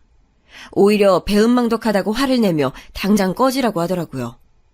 그런데 옆에 있던 정석이가 제 티셔츠 자락을 끌어당기며 저에게 아주 충격적인 소리를 내서 저는 잘못 들은 줄 알았답니다. 큰 누나, 큰할머니가 작은 누나 버렸어. 내가 차에서 봤어. 뭐? 그게 무슨 소리야? 엄마, 정석이가 이상한 소리를 해. 우리가 정석이에게 물어보니까 친할머니는 어느 날 정미와 정석이를 데리고 보육원에 갔대요. 그런데 거기서 정미만 내려놓고 정석이는 그대로 데리고 왔다고 합니다. 그러면서 정석이에게도 말 안 들으면 네 누나처럼 버린다고 협박했다는 거예요. 그렇게 애들 맡기 싫었으면 애초에 돌보기 싫다고 말하면 되는 것을 도대체 왜 보육원에 가져다 버린 건지 아직도 그 노인네의 심정은 헤아리기가 힘들어요. 그 뒤로 엄마와 저는 정말 미친 사람처럼 정미를 찾아다니기 시작했습니다. 근처에 있던 보육원을 아무리 뒤져봐도 정미는 없었고 아무리 수소문해도 모른다는 답변만 들려왔어요. 정미는 초등학생이었기 때문에 어디 입양이 되어도 학교는 다닐 테니 주변 초등학교를 다 가보며 정미를 찾았는데 번번이 실패했습니다. 급한 대로 동사무소와 경찰서도 가고 온갖 방법을 다 찾으며 정미를 찾으려고 노력했는데 정미는 머리카락 하나도 보이지 않았습니다. 엄마는 전단지까지 제작하고 정미를 찾았는데 전혀 소용이 없었어요. 심지어 외할머니와 외삼촌까지 다 동네를 뒤지고 혹시 몰라서 집과 멀리 떨어진 곳까지 가족끼리 구역을 나눠 정미를 찾았지만 정미는 마치 땅에서 그대로 증발한 기포처럼 사라진 상태로 있었습니다. 엄마는 본인의 잘못이라고 자책하시며 먹지도 못하시고 점점 야위어 가셨어요. 매일 밤 잠들기 전에 정미를 찾으며 우셨고 저도 밖에서 정미 또래의 단발머리를 한 여자아이가 있으면 달려가 얼굴을 확인하는 것이 습관이 됐습니다. 정석이도 본인이 작은 누나를 지키지 못했다고 우울해하고 우리는 정미를 찾을 수가 없으니 얼마나 힘든 시기를 보냈는지 몰라요. 엄마는 공장에서 하루도 빠지지 않고 일하셨고 잔업도 하시고 야간과 휴일에도 일하시며 돈을 많이 벌어오셨는데 덕분에 우리는 예전처럼 전기세도 밀리지 않고 수도세도 낼 수 있어서 샤워하다 물이 끊기거나 물이 없어서 설거지를 못하는 상황은 일어나지 않았습니다. 하지만 우리에겐 정미가 없었기 때문에 아무리 전보다 형편이 나아졌어도 마음은 불편하게 살게 됐어요. 그렇게 몇 년이 지나니 주변에서도 시간이 해결해 줄 거라고 나중에 살다 보면 찾게 될 거라고 위로해 줬는데 전혀 우리 가족에게는 와닿지 않았습니다. 엄마는 현실적으로 일해야 사니까 일하시며 남는 시간에는 정미를 찾으러 다니셨어요. 그래도 정미는 제가 성인이 될 때까지 나타나지 않았습니다. 사실 저는 속으로 이렇게 한국을 쥐잡듯이 뒤져도 나타나지 않는 것을 보면 정미가 혹시 죽은 것은 아닐까 생각까지 했어요. 물론 그런 생각을 하기도 싫고 정미가 죽었다는 것을 알게 되면 제가 견디기 힘들 정도로 아프겠지만 그게 아닌 이상 정미를 왜 못 찾는지 알 수 없었으니까요. 그래도 엄마와 정석이와 셋이 살 때는 적어도 밥을 굶진 않았는데 저는 못 먹어도 좋으니 정미와 같이 살고 싶었습니다. 그렇게 저는 고등학교를 졸업하게 됐는데 진짜 하늘도 우리 가족에게 도대체 왜 그러신 건지 엄마는 제가 성인이 되자마자 돌아가시게 됐습니다.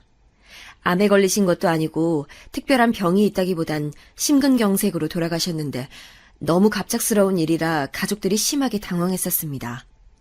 저는 엄마와 다시 만난 지 5년밖에 되지 않았고 내가 성인이 되었으니 드디어 엄마에게 효도할 생각을 하고 있었는데 엄마가 갑자기 돌아가시니까 정신을 차릴 수가 없었습니다. 외할머니도 갑자기 딸이 죽으니까 충격을 받으셔서 그대로 쓰러지셔서 침대에 누우셨어요. 엄마는 돌아가시는 날까지 정미의 전단지를 들고 지하철 앞과 시장에서 나누어주고 있었습니다. 정미를 본인의 실수 때문에 한순간에 잃었다는 충격이 크신 건지 눈도 제대로 감지 못하시고 돌아가셨지요. 저는 하늘이 무너지는 줄 알았고 너무 당황스럽고 슬펐습니다. 아무리 힘들게 살아도 엄마가 있으니까 버틸 수 있었던 건데 엄마가 돌아가시니까 도저히 어떻게 살아야 할지 모르겠더라고요. 게다가 정석이가 당시에 초등학생이라 제가 당장 정석이를 돌봐야 해서 더욱 막막했습니다. 외할머니는 우리가 안쓰러웠는지 본인 집으로 오라고 하셨는데 저는 엄마가 공장에서 3년간 온몸을 혹사하며 벌었던 돈으로 마련한 이 집을 떠날 수가 없었어요. 엄마가 돌아가시고 나서는 너무 힘들어서 저도 다 포기하고 싶고 살고 싶지 않았는데 나까지 세상을 떠나버리면 우리 막내 정석이는 혼자 어떻게 살까 생각하니까 죽을 수도 없었습니다. 저는 그래서 대학에 진학하지 않고 바로 백화점 화장품 매장에서 일하며 정석이를 키우게 되었어요. 백화점 매장은 종일 서 있어야 하고 구두를 신어야 해서 퇴근하고 집에 오면 다리가 부서질 것 같았고 발에는 밴드가 몇 개씩 붙어 있었습니다. 물집이 여러 개 잡히고 허리도 너무 아팠지만 그만둘 수는 없었으니 죽어라 버텼어요. 화장품 매장은 당시에 텃세도 굉장히 심해서 저는 적응하는 게 힘들었는데 그럴 때마다 엄마는 저보다 몇 배는 더 힘들었으니까 엄마를 생각하며 울면서 일했습니다. 사실 제가 그렇게 힘들게 일해도 사실 생활비로는 턱없이 부족했고 저축은 하지도 못하겠더라고요. 저는 죽어도 정석이를 굶기긴 싫었고 옷도 멀쩡한 것을 입혀서 부모 없다는 소리를 못 듣게 하려고 얼마나 애썼는지 모르겠습니다. 그리고 저는 그래도 자라면서 엄마가 있었으니까 학교에 부모님이 오시는 날에 엄마가 오셨을 때가 있었는데 정석이는 이제 부모님이 아예 없으니까 제가 다 돌봐야 했어요. 그래도 얼마나 착한지 제 말을 너무 잘 들어서 정석이를 보며 오히려 버텼던 기억이 나요. 하지만 저는 그렇게 힘들게 겨우 하루하루 살아가도 절대 잊을 수 없었습니다. 혹시나 하며 우리 매장에 오는 정미 또래 여자아이들을 유난히 나서서 상대하니까 매장에서는 제 평판이 좋았는데 저는 속으로 우리 정미는 어디 있지 생각만 들었어요. 심지어 저는 너무 간절하니까 텔레비전 프로그램 중에 사람을 찾아주는 프로그램이 있어서 거기에 제보도 했지만 저에게 연락은 오지 않았습니다. 저는 엄마가 우리 남매들에게 목걸이를 주신 이후로 한 번도 목걸이를 뺀 적이 없었는데 그것은 엄마가 돌아가신 다음에도 적용됐어요. 목걸이를 빼면 엄마에 대한 기억을 통째로 잃는 느낌이 들어서 저는 다른 것은 몰라도 목걸이는 그냥 제 몸의 분신이라고 생각했습니다. 그렇게 바쁘게 일하다가도 가끔, 아니 종종 엄마와 정미가 너무 그리워서 얼마나 울었는지 몰라요. 우리에겐 사진이 겨우 한 장 있었는데 그 사진엔 아버지까지 있어서 제가 가지고 있는 가장 소중한 보물이었습니다. 그 사진을 항상 가지고 다니며 손님들 때문에 힘들거나 직원들 텃세에 힘들 때 혼자 꺼내보며 마음을 다잡았던 기억이 나요. 제가 정석이를 돌보는 가장이었지만 제 나이도 그때 겨우 20살이었기 때문에 얼마나 힘들었는지 지금 생각해도 그때의 제가 대견하다고 느껴집니다. 친구들은 하나같이 다 대학에 가거나 좋은 기업에 취직하고 또 남자친구를 만나고 지내는데 저는 대학도 못 가고 연애는 사치라고 생각해서 만날 수도 없었어요. 당장 내가 사는 게 급하고 간절하니까 다른 곳으로 절대 눈을 돌리지도 못했습니다. 하지만 그렇게 일하다 보니 사는 게 뭔지 싶더라고요. 하루는 역대급 저를 힘들게 했던 손님을 만나서 너무 힘들었던 적이 있어요. 우리 매장은 화장품 매장이라 개봉하면 교환이 안 되는데 딱 봐도 개봉한 지 몇 달은 된 것 같은 립스틱을 교환해달라고 오신 거예요. 제가 아무리 차분하게 개봉하고 이미 쓰신 거면 교환이 불가하다고 얘기해도 그 손님은 막무가내로 무조건 교환해달라고 하며 악을 쓰고 소리를 질렀습니다. 심지어 그렇게 손님을 쩔쩔매며 상대해도 그 어떤 직원도 저를 도와주지 않았고 저는 결국 눈물까지 보이게 됐는데 점장은 오히려 저한테 왜 손님 앞에서 눈물을 흘리냐고 손님 편을 들더라고요. 제가 정말 속상했던 것은 그 손님이 중년 여자였는데 저한테 아가씨는 엄마도 없냐고, 어른이 해달라고 하면 해줘야지 뭐 하냐고 하던 소리였어요. 저는 실제로 엄마가 없었고 심지어 아빠도 없으니 부모 없는 티가 난다는 건가 혼자 생각하며 집에 오는 길에 엉엉 울었습니다. 그러면서 우리 정석이는 부모 없다는 소리 듣고 살면 절대 안 되니까 내가 더 성공해야지 생각했어요. 일부러 그래서 정석이한테 안 그래도 질 좋은 옷을 입히고 단정하고 깔끔하게 챙기려고 노력했었는데 사실 어느 정도 한계가 있긴 하더라고요. 저도 일주일에 딱 하루만 빼고 이러니까 정석이를 제대로 챙기는 것이 힘들어서 삶이 뭐가 이렇게 혹독한지 매일 밤 자기 전에 울며 잠들었던 기억이 납니다. 그래도 제가 버틸 수 있었던 것은 정석이가 너무 기특하고 착하게 잘 자랐었고 또 정미가 혹시 나타날 수도 있다는 희망 때문이었습니다. 정석이는 심지어 그렇게 누나와 둘이 사는 형편에서 공부까지 잘해서 우등생으로 학교에서 유명했다고 하더라고요. 저는 제가 잘 챙겨주지도 못하는데 공부로 학교에서 유명하다는 소리를 담임 선생님께 들으니까 기분이 너무 좋아서 그동안 힘들었던 것이 싹 없어지는 기분이 들었어요. 우리 착한 정석이는 고등학교는 심지어 장학금을 받고 다녔는데 내성적이고 숫기가 없던 저와 달리 성격도 매우 밝아 친구도 많았답니다. 제가 일하느라 바쁘기도 했고 저도 살림에 익숙지 않으니 덜렁거리며 집안일을 놓칠 때가 많았는데 정석이는 남자애가 어쩜 그렇게 꼼꼼한지 저보다 집안일을 잘하더라고요. 그래서 아무리 힘들어도 정석이만 보며 겨우 버텼고 속으로 정미는 잘 살고 있는지 매일 하루도 빠짐없이 생각했습니다. 그렇게 정석이도 고등학교를 졸업했고 무려 서울에 있는 유명 대학에 진학하게 됐는데 그것도 성적이 우수한 학생들에게만 주는 장학금을 받고 입학하게 되었습니다. 정석이는 저에게 본인 키우느라 고생했다고 하면서 이제 누나 인생을 살라고 해줬어요. 저는 그 말을 듣고 곰곰이 생각했더니 성인이 되고 10년 넘게 정석이를 키우기만 하고 저를 전혀 돌보지 않고 있었더라고요. 친구들처럼 대학을 간 것도 아니고 연애를 해본 적도 없었습니다. 이제 정석이도 키울 만큼 키웠으니 저도 연애를 해볼까 생각했는데 사실 또 막상 하려니까 걱정이 됐어요. 저는 고하고 집이 가난한데 모아놓은 돈도 없었으니 어떤 남자가 저를 반길까 싶었죠.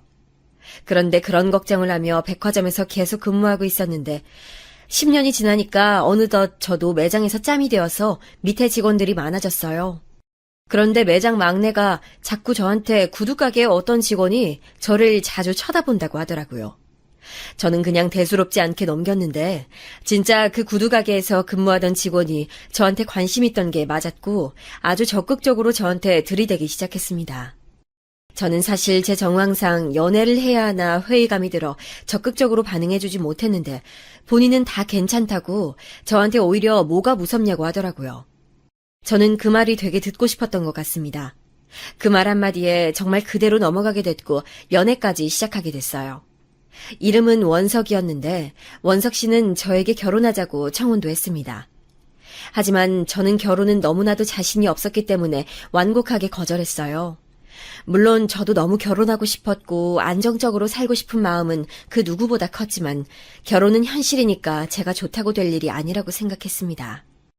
그리고 제 걱정이 맞다 확신을 주듯 시어머니는 저를 대놓고 싫어하셨어요.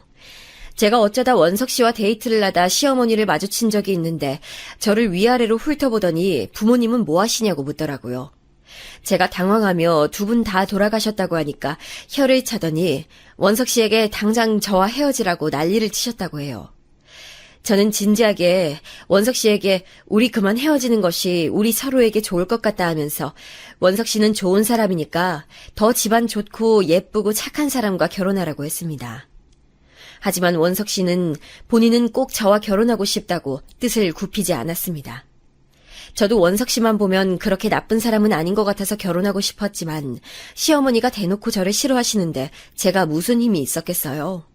그래서 그렇게 일방적으로 이별을 통보하고 저도 힘들어하며 지냈는데 어느 날 몸이 너무 안 좋아서 병원에 갔더니 의사가 저에게 축하한다고 임신이라고 하더라고요. 저는 너무 놀라서 원석 씨에게 임신 사실을 알렸더니 원석 씨는 아기가 생겼으니 결혼은 문제없다고 진짜 말 그대로 밀어붙이기 시작했습니다.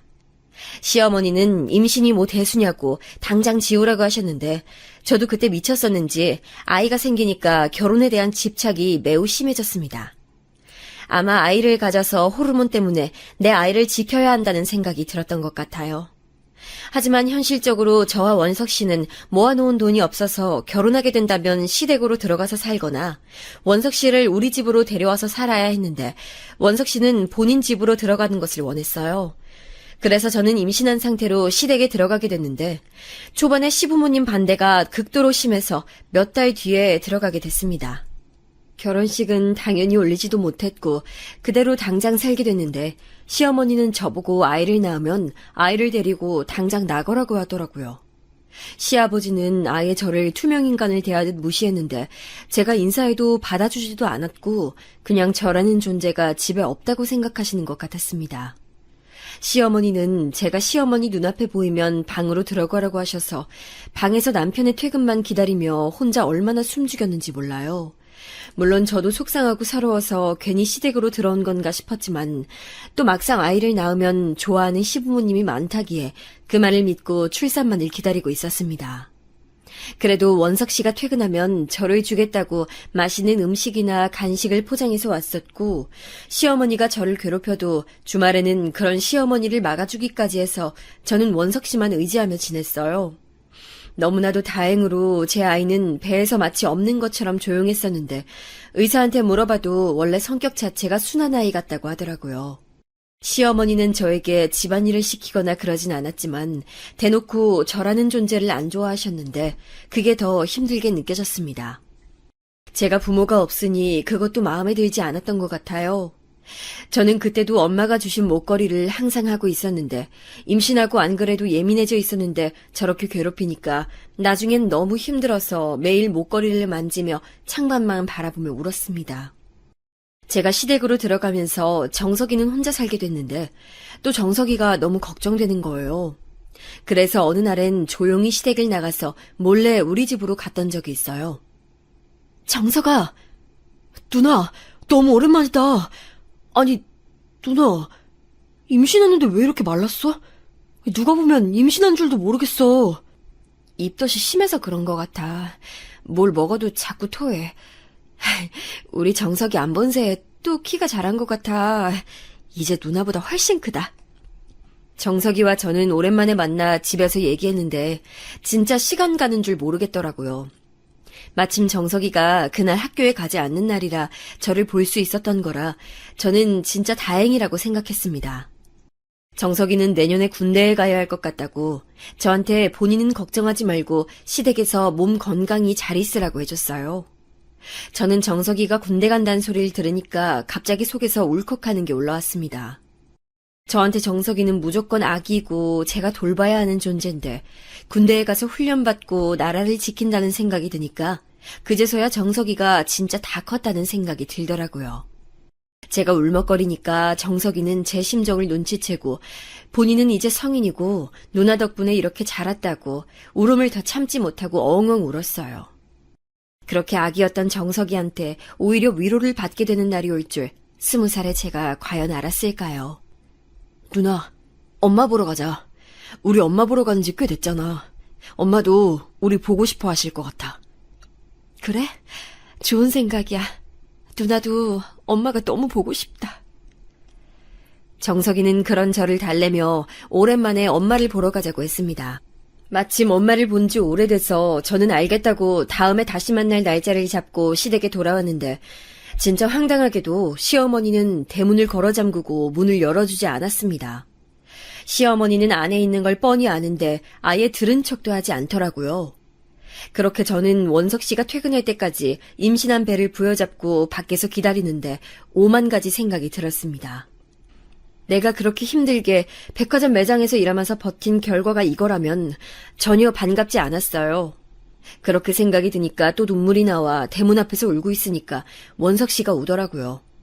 제가 사정을 설명하니까 원석 씨는 제 손을 잡고 들어가서 시어머니에게 따질 줄 알았는데 그게 아니고 그냥 한숨만 쉬더라고요. 사실 그때 시어머니보다 원석 씨에게 받은 충격이 더 컸습니다. 그렇게 원석 씨와 같이 집에 들어갔는데 시어머니는 저를 본 척도 하지 않고 아들 왔냐고 원석 씨만 반기더라고요. 그 뒤로 저는 나갈 때는 원석 씨에게 말을 하고 나갔는데 시어머니는 제가 나가면 절대 문을 열어주지 않았기 때문입니다. 당시 시댁은 문이 열쇠로 여는 문이어서 열쇠가 없으면 문을 열지 못했거든요. 당연하게도 시부모님은 저에게 열쇠를 주지 않아서 저는 나갈 수는 있어도 들어오지는 못하던 상태였습니다. 아기를 낳기 전에 원석 씨에게 미리 말하고 정석이와 같이 엄마를 보러 간 적이 있어요. 그때는 또 눈물이 나오지 않더라고요. 그냥 엄마 무덤 앞에서 아무 말도 하지 않고 하염없이 엄마 무덤만 바라보며 종일 있었습니다. 정석이도 제 옆에서 가만히 앉아서 우리는 둘이 침묵으로 무덤 앞에 앉아 있었는데 그래도 엄마를 보고 오니까 제 마음이 훨씬 편해졌습니다. 엄마를 보러 갈 때는 항상 당연히 정미 생각도 나게 되었는데 그날도 역시 정미 생각에 제가 한숨을 계속 쉬니까 정석이는 살면서 언젠간 우리가 만날 수 있는 날이 올 거라고 하더라고요. 그렇게 아기였던 막내가 자라서 저한테 위로하는 청년이 되다니 믿을 수 없었습니다.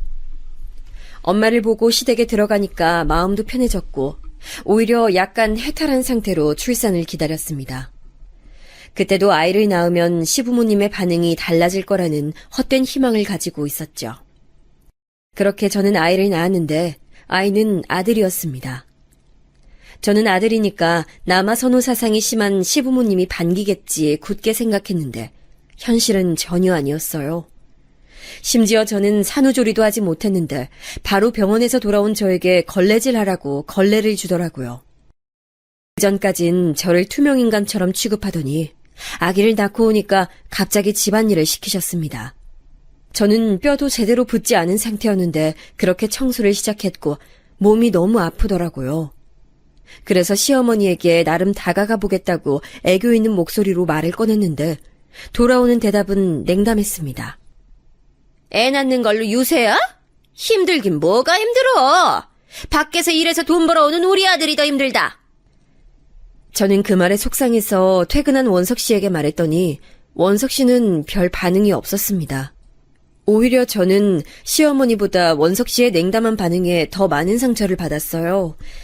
그리고 제가 더 상처받는 사건이 발생했는데 바로 원석 씨의 바람이었습니다. 어느 날 잠을 자고 있는데 새벽에 제가 깼던 날이 있어요. 그때 원석 씨가 잠꼬대로 제니퍼라는 말을 했는데 누가 봐도 여자 이름이었습니다. 그런데 이름이 제니퍼고 우리나라 사람 이름이 아니니까 처음에는 그냥 미국 연예인이 꿈에 나왔나 보다 생각하며 대수롭지 않게 넘겼습니다. 그런데 어느 날부터 원석 씨가 퇴근하면 이상하게 여자 향수 냄새가 나더라고요. 활용점정으로 원석 씨 셔츠에 립스틱 자국까지 발견하고 저는 바람을 확신하게 됐습니다. 일단 증거를 확보하려고 저는 일했던 백화점 매장에 연락해서 직원들에게 자초지종을 설명했어요. 그랬더니 웬걸 막내 직원이 저에게 말했던 내용은 진심으로 충격적이었습니다. 언니, 안 그래도 연락하려고 그랬어요. 아니, 형부가 몇 달 전에 매장에 왔던 부자 여자 손님한테 들이댔어요. 그 여자 손님을 밖에서 몇 번 만났던지 그분이 유독 백화점에 자주 오더라고요. 근데 나는 언니 걱정되니까 연락도 못하고 있었죠. 나는 전혀 몰랐어. 이게 무슨 소리니? 하고 다니는 것만 봐도 부자예요. 그리고 영어를 쓰더라고요. 형부 완전 푹 빠졌더라고요. 안 그래도 우리끼리 모여서 욕했어요. 언니랑 아기 낳은 거 사람들 뻔히 아는데. 저는 막내 직원의 말을 듣자마자 직감했습니다. 남편이 잠에 취해 부른 제니퍼라는 사람이 바로 상간녀라고 확신하게 됐죠. 막내 직원에게 물어보니까 오늘도 올 것 같다고 요즘 매일 퇴근하고 만난다고 하길래 저는 아기를 데리고 백화점으로 출발했습니다. 그때가 제가 출산하고 100일도 되지 않던 때였는데 저는 신생아를 데리고 남편의 바람을 잡으러 백화점에 택시를 타고 가고 있다는 생각이 들자 또 인생이 뭐가 이렇게 힘든지 눈물이 나오는 것을 꾹 눌렀어요. 그렇게 저는 아기를 데리고 백화점에 가서 일단 제가 일하던 매장에 갔습니다. 직원들과 인사하고 아이도 보여주며 자초지종을 들어보니 요즘 백화점 마감 시간 30분 전에 항상 온다고 하길래 저는 몰래 숨어서 보려고 남편이 일하던 매장 근처에서 몸을 숨기고 기다렸어요. 이때 우리 아들에게 너무 고마웠던 것이 아들은 정말 순둥이라 신생아가 백화점에 왔는데도 조용하게 제품에서 잠만 자더라고요. 그렇게 겨우 정신을 차리며 기다렸더니 그 상간녀가 진짜로 나타났습니다. 사실 제가 알아볼 수 있을까 걱정했었는데 막내 직원은 딱 보면 바로 알 거라고 했거든요. 그런데 그 말이 진심 사실이었어요. 딱 보자마자 저 여자가 상간녀인지 알겠더라고요. 왜냐하면 그 여자는 머리부터 발끝까지 명품으로 휘감고 있었기 때문입니다.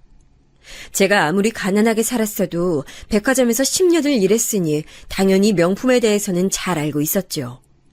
상간녀는 명품 중에서도 비싸기로 유명한 제품들만 몸에 걸치고 있었고 심지어 귀걸이까지 명품이었어요. 국내에서 구하기 힘들다는 명품 제품들도 가지고 있었고 한마디로 그냥 몇 초만 봐도 귀티가 흐르는 사람이었습니다. 머릿결도 아주 좋았고 저와는 너무 차이가 나는 상태였죠. 저는 며칠째 입고 있던 후줄근한 티에 머리는 헝클어지고 심지어 아기까지 데리고 있었으니까요.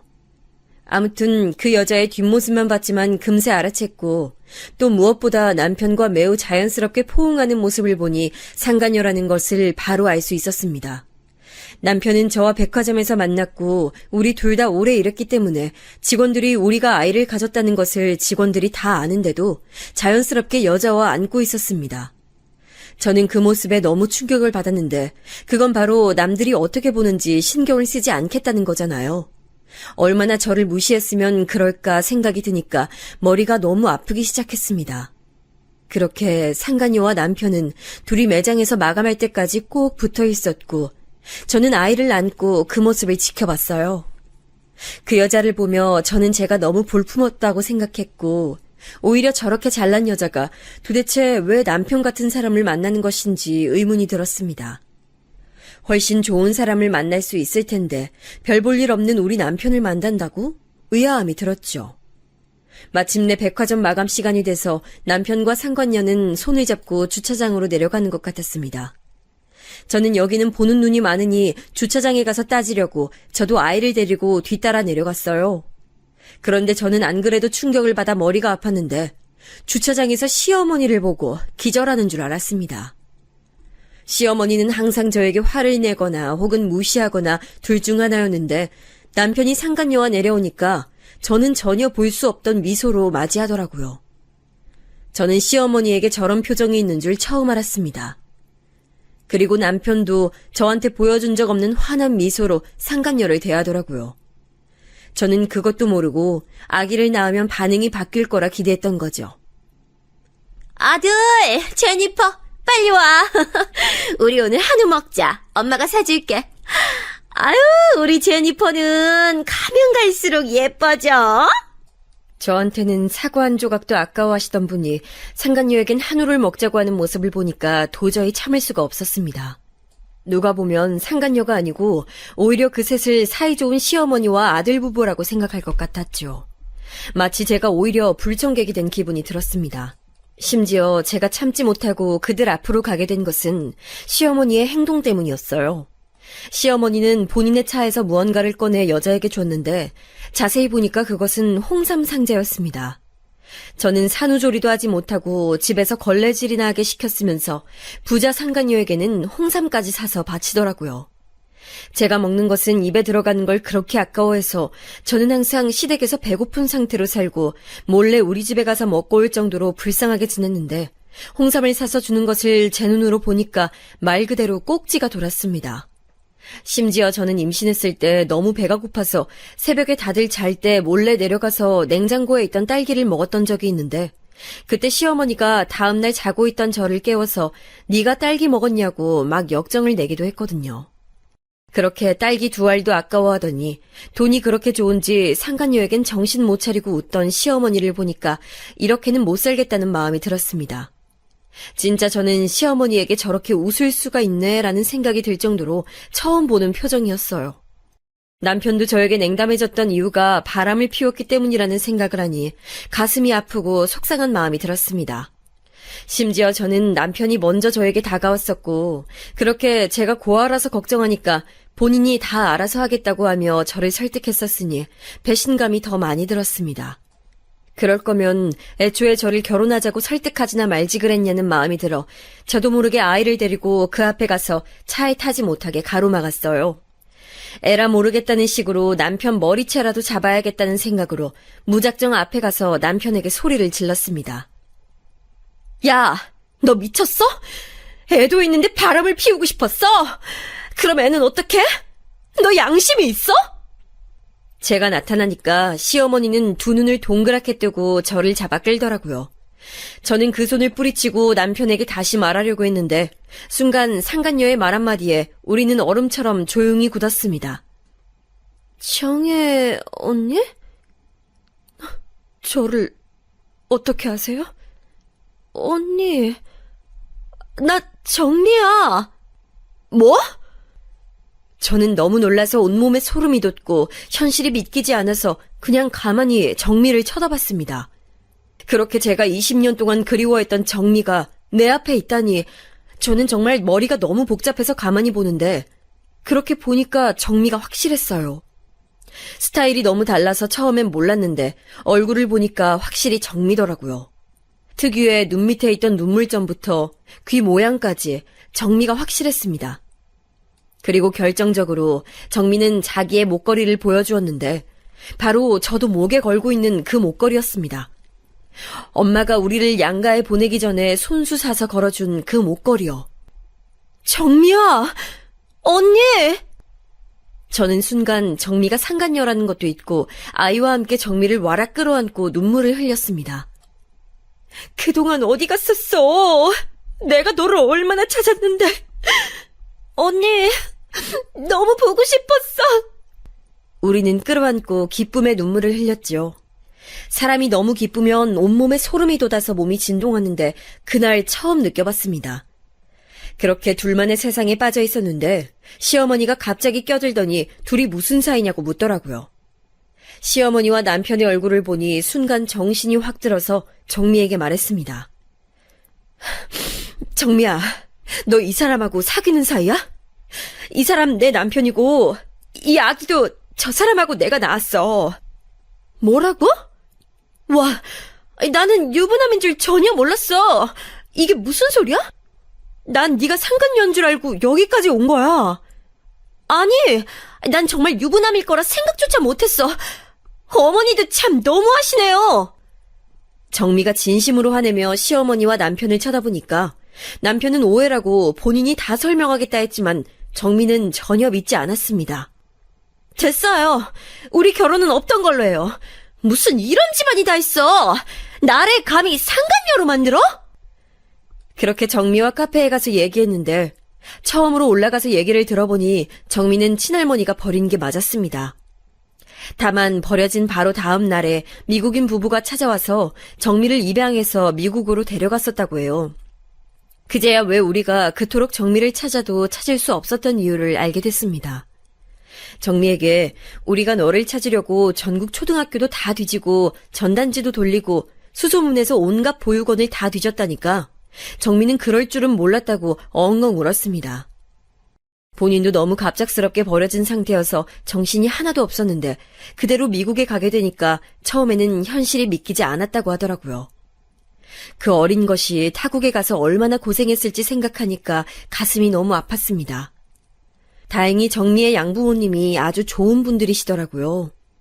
정미를 정말 말 그대로 사랑으로 키워주시고 애정을 듬뿍 주시며 키우셨다고 합니다. 그분들은 아이를 낳지 못하는 몸이라 멀리 한국까지 오셔서 아이를 데려가셨다고 해요. 다정하고 이해심 깊은 부모님인데 재력까지 좋은 분들이라 부족함 없이 잘 자랐다고 합니다. 저는 그 소리를 들으니까 얼마나 다행인지 모르겠더라고요. 정미는 조심스럽게 엄마와 정석이에 대해 저에게 물었는데 저는 숨을 고르고 사실 그대로 얘기했습니다. 엄마는 몇 년 전에 돌아가셨고 정석이는 내년에 군대에 가. 엄마가 정미 너를 찾으려고 너무나도 노력을 하셨고 마지막에 눈을 감기 전까지 너를 그리워하셨어. 본인의 실수로 너를 잃었다고 생각하시면서 많은 후회를 하셨어. 난 진짜 몰랐어. 엄마랑 언니가 정석이까지 나를 찾고 있었다니. 정미는 제 말을 듣고 손에 얼굴을 파묻고 엉엉 울기 시작했습니다. 저도 정미에게 엄마 얘기를 하는데 목이 메어 몇 번을 숨을 고르고 말했어요. 진짜 핏줄이란 게 이렇게 진할 수가 있나요? 살면서 절대 만나지 못하겠지 생각했는데 정미를 마주하니까 현실이 믿기지 않았습니다. 저는 말 나온 김에 정석이와 정미를 만나게 하고 싶어서 정미를 데리고 집으로 갔는데 마침 정석이가 집에 있더라고요. 정석이는 저를 보고 반가워하다가 옆에 있는 정미를 보고 어리둥절하다 금세 정미를 알아봤습니다. 제가 그랬던 것처럼 똑같이 정미와 정석이는 끌어안고 울었는데 저는 이미 많이 울었는데도 그 모습을 보니까 눈물이 나오더라고요. 정석이는 20년 전에 본인이 누나를 지키지 못해서 미안하다고 했고 정미는 네 잘못이 아니라고 하니까 그제서야 정석이는 평생에 한을 푼 것처럼 보였어요. 사실 우리는 단 한 명도 잘못하지 않았는데 고통을 받았으니 너무 힘들었는데 결론은 이렇게 다시 만나게 되어 정말 다행입니다. 그렇게 저는 정미를 우리 엄마의 무덤까지 같이 갔고 정미는 무덤 앞에서 한참을 울었어요. 한국에 오면서 엄마를 찾고 싶어서 정미도 헤어진 가족을 찾는 프로그램에 이미 지원까지 했었다고 했습니다. 우리는 서로 이렇게 서로를 찾으려고 끊임없이 노력했기 때문에 우리가 결국 만날 수 있었다고 생각해요. 그 뒤로 저는 시댁에서 당장 나왔는데 다행히 혼인신고를 하지 않아서 저만 나오면 되는 상태였습니다. 결혼식도 올리지 않았던 게 지금 와서 보니까 다행이라고 생각이 드네요. 사실 그렇게 된 이후로 저는 시댁에 다시 간 적도 없습니다. 애초에 시댁에 제 짐이 많았던 것도 아니고 집이 아니고 감옥이었기 때문에 가지고 나올 것도 없더라고요. 다만 시어머니에게 연락이 와서 받았더니 저보고 저 때문에 본인 아들 인생이 망했다고 소리 지르길래 그냥 네 아줌마 하고 끊었습니다. 옆에 마침 정미가 있었는데 정미는 저에게 다시 한번 저렇게 연락 오게 되면 본인한테 말하라고 하더라고요. 정미의 양아버지가 국제 변호사라고 하며 저에게 진지하게 정미는 미국으로 오는 게 어떠냐고 제안했습니다. 저는 처음에 듣고 말도 안 되는 소리라고 하니까 정미는 진지하게 미국에 와서 자기와 같이 새 출발을 하자고 했어요. 정석이와 얘기하니까 정석이도 적극적으로 찬성했고 저는 아이를 생각하니까 미국에 가서 사는 것도 나쁘지 않다는 생각이 들며 동시에 두려운 마음도 들었습니다. 내가 잘 적응할 수 있을까? 언니 너무 걱정돼. 난 영어도 한마디도 못하잖아. 언니, 내가 있잖아. 그리고 영어는 하면 늘어. 지금부터 배우면 돼. 그리고 무엇보다 우리 부모님이 언니를 너무 보고 싶어 하셔. 정석이도. 우리 미국에서 행복하게 살자. 정미는 영상통화로 미국에 있는 본인 부모님을 보여줬는데 제가 너무 쑥스럽고 어색해서 웃음만 보였는데 양부모님은 듣던 대로 아주 좋은 분들이었어요. 저한테 알아듣지 못하는 영어로 말하긴 했지만 정미가 통역해준 것을 들어보니까 가족이 늘어서 행복하다고 하셨다고 미국으로 어서 오라고 하셨답니다. 저는 그래서 요즘 정미의 한국집에서 미국 갈 준비를 하는 중이랍니다. 태어나서 처음으로 영어학원도 다니면서 준비 중인데 너무 즐거워요. 정미 부모님은 우리 아기가 오는 것을 진짜 기대하고 벌써 아기 장난감까지 사놓으셨대요. 정석이도 군대를 다녀오면 미국에 올 예정이에요. 정미의 양부모님이 그러라고 했답니다. 우리 삼남매 다 본인의 집에서 생활하라고 안 그래도 적적했는데 잘 됐다고 하셨다고 해요. 그렇게 힘들었던 어린 시절을 보냈는데 이렇게 다시 만나서 행복한 삶을, 그것도 미국에서 살게 되니까 어안이 벙벙하고 또 엄마가 너무 보고 싶어요. 미국에 가게 된다면 엄마의 묘지가 걱정됐는데 외삼촌이 그건 걱정하지 말고 편하게 가라고 해주셨어요. 엄마는 끝까지 정미를 그리워하셨는데 하늘에서 우리를 보고 있다면 다 아시겠죠? 제 사연은 여기까지입니다. 긴 사연 들어주셔서 감사합니다. 제가 짧은 인생을 살아보니까 정말 가족밖에 없더라고요. 아마 이 사연을 듣고 계신 인생 선배님들도 제 말에 공감하실 거라고 믿어요. 가족들과 새해에도 행복하게 보내시길 진심으로 바랍니다. 들어주셔서 감사합니다.